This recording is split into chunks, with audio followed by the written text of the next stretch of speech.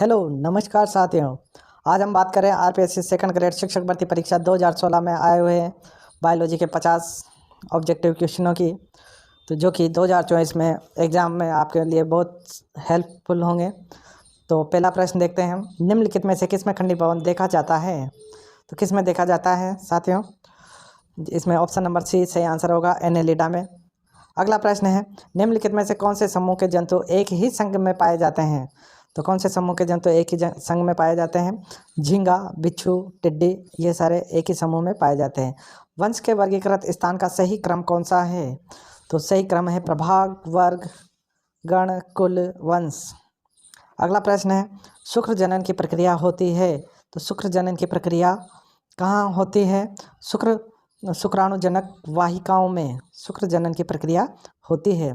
अगला है, निम्न में से कौन सा कोशिका में वसा के संश्लेषण का प्रमुख स्थल है?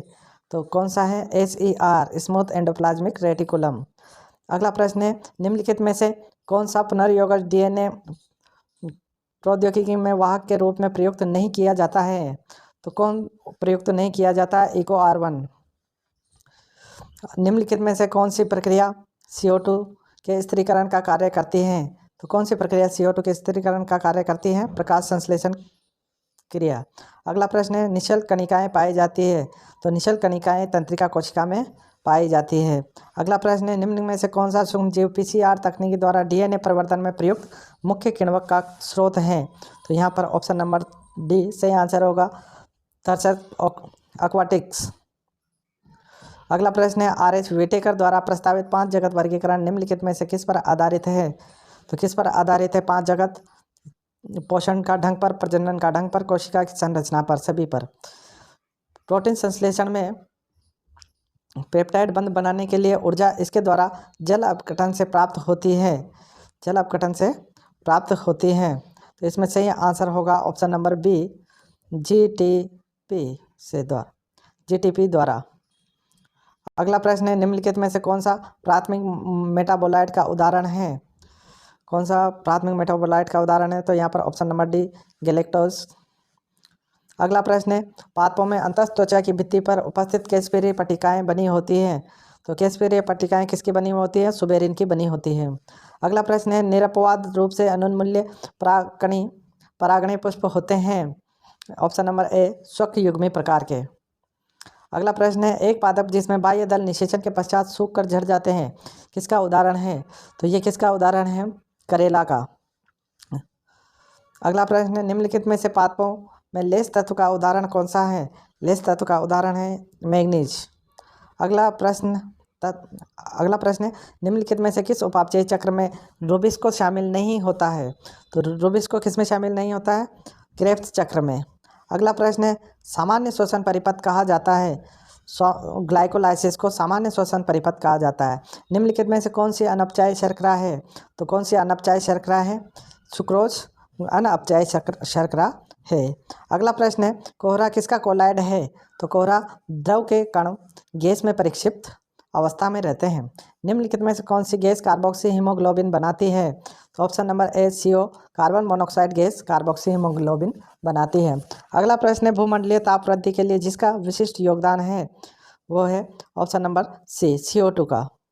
अगला प्रश्न है, अधोलिखित विकिरणों में किसका अवशोषण कर समताप मंडलीय ओजोन पृथ्वी पर जीवन की रक्षा करती है? तो इसका सही आंसर होगा UV विकिरणों द्वारा। अगला प्रश्न है, निम्नलिखित में से कोशिका अंगक प्रोटीन परिवहन में संलिप्त है? अंतःप्रद्रव्य जालिका एवं गोल्जी काय। अगला प्रश्न है, निम्नलिखित में से कौन सा फल ड्रूप या अष्टफल नहीं है? तो कौन सा नहीं है? सेब नहीं है।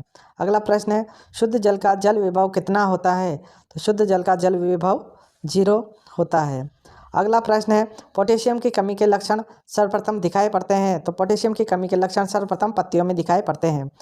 पादपों में उस क्षेत्र का नाम जो कि जैव विविधता हॉट स्पॉट की सूची में शामिल किया गया है, वह है पश्चिमी घाट। पश्चिमी घाट ऐसा हॉट स्पॉट है। अगला प्रश्न है, ड्रोसोफिला मेलानोगास्टर सामान्य नाम है? इसका सही आंसर होगा option number B, fruit fly, फल मक्खी। अगला प्रश्न है, जीवाणुओं में कौन सा अंग माइटोकॉन्ड्रिया के समवर्ती अंग है? तो जीवाणु में कौन सा अंग है? मध्यकाल। अगला प्रश्न है, भित्तीय बीजान्यास एवं आभासी पट किस कुल की लाक्षणिक विशेषता है? किस कुल की लाक्षणिक विशेषता है? तो इसमें सही आंसर होगा ऑप्शन नंबर सी, ब्रेसिकेसी। भित्तीय बीजान्यास ब्रेसिकेसी का उदाहरण होता है, ये लक्षण होता है। निम्नलिखित में से कौन सा एक रोग युग्म विषाणुओं के द्वारा होता है? तो इसमें जो है इस प्रश्न को डिलीट कर दिया गया है। अगला प्रश्न है, विषम बीजाणु टेरिडोफाइटों का उदाहरण है। विषम बीजाणु टेरिडोफाइटों का उदाहरण है मार्सिलिया। अगला प्रश्न है, प्राकृतिक रूप से राजस्थान के शुष्क क्षेत्र में पाया जाने वाला अनावृत बीजी पादप कौन सा है? तो राजस्थान के शुष्क क्षेत्र में पाए जाने वाले अनावृत बीजी पादप है टेक्सास। जब वायुदल या दलपुंज के किनारे एक दूसरे को किसी भी दिशा से अतिच्छेदित नहीं करते हैं तब यह कहलाता है, क्या कहलाता है? कोर स्पर्शी कहलाता है। अगला प्रश्न है, केम पादपों में रंध्र किस प्रकार के होते हैं? तो रात्रि में खुलते हैं एवं दिन में बंद हो जाते हैं। अगला प्रश्न है, कौन सा युग्म सुमेलित नहीं है? तो कौन सा युग्म सुमेलित नहीं है साथियों? यहाँ पर ऑप्शन नंबर डी सही आंसर है। PS सेकंड P700 नहीं होकर और यहाँ पर 680 होता है। अगला प्रश्न है, गुणसूत्र निर्मित होते हैं। गुणसूत्र किसके द्वारा निर्मित होते हैं? तो यहाँ पर DNA एवं प्रोटीन से निर्मित होते हैं। अगला प्रश्न है, सुक्रोज एक डाइसेकेराइड है, इसका एक अणु जल अपघटन पर कर देता है। तो क्या क्या देता है साथियों? एक अणु ग्लूकोज एवं एक अणु फ्रुक्टोज देता है। अगला प्रश्न है, निम्नलिखित प्रकाश संश्लेषण को प्रभावित करते हैं। तो प्रकाश संश्लेषण को कौन कौन प्रभावित करते हैं? कार्बन डाइऑक्साइड, तापमान, प्रकाश सभी प्रकाश संश्लेषण को प्रभावित करते हैं। वायवीय श्वसन के अंतिम उत्पाद कौन से होते हैं? तो वायवीय श्वसन के अंतिम उत्पाद होते हैं कार्बन डाइऑक्साइड, जल और ऊर्जा अंतिम उत्पाद होते हैं। अगला प्रश्न है, पादपों के ऊतकों में प्राकृतिक रूप से पाए जाने वाला हार्मोन जिसे सामान्य भाषा में तनाव हार्मोन कहा जाता है, कौन सा है? Option number D AB hormone, abscisic acid hormone. अगला प्रश्न है, वह संगठन जो जातियों की रेड डाटा बुक प्रकाशित करता है, कौन सा संगठन है? तो यह है IUCN। अगला प्रश्न है, जंतुओं में उपकला उत्तक निर्मित होते हैं। तो जंतुओं में उपकला उत्तक निर्मित होते हैं किनसे? बाह्य जनन स्तर से, मध्य जनन स्तर से और अंतर जनन स्तर से। अगला प्रश्न है, निम्नलिखित में से कौन से हार्मोन का उत्पादन केवल अधिवृक्क वल्क से होता है? तो इसमें से आंसर होगा अधिवल्की वृक्क से होने वाला हार्मोन है यहाँ पर एल्डोस्टेरोन। अगला प्रश्न है, वृक्कों में मूत्र के निर्माण में निम्नलिखित घटनाओं को उचित क्रम में व्यवस्थित कीजिए। तो उचित क्रम में व्यवस्थित करना है ये घटना है। तो यहाँ पर ऑप्शन नंबर बी 1, 3, 2 अर्थात सबसे पहले कोशिका गुच्छीय फिल्टरन होता है, इसके पश्चात पुनः अवशोषण होता है और फिर लास्ट में ये नलिका स्रावण होता है। अगला प्रश्न है, क्रमानुकुंचन गति के द्वारा गमन पाया जाता है। गमन किस में पाया जाता है? तो यहाँ पर केचुए में पाया जाता है। अगला प्रश्न है, सामान्यतः निम्नलिखित में से कौन से रसायन का उपयोग पादपों में बहुगुणिता अभिप्रेरित करने हेतु किया जाता है? तो कौन से रसायन का उपयोग किया जाता है? तो इसके लिए यहाँ पर कोल्चिसिन का उपयोग किया जाता है। अगला प्रश्न है, पुनर्योगज DNA प्रौद्योगिकी द्वारा उत्पादित पहला मानव हार्मोन है इंसुलिन। अगला प्रश्न, और यहाँ पर यही प्रश्न थे। तो इस प्रकार से ये 49 प्रश्न यहाँ पर संपन्न होते हैं और ये आपके 2024 RPSC सेकंड ग्रेड एग्ज़ाम में बहुत ही महत्वपूर्ण होंगे।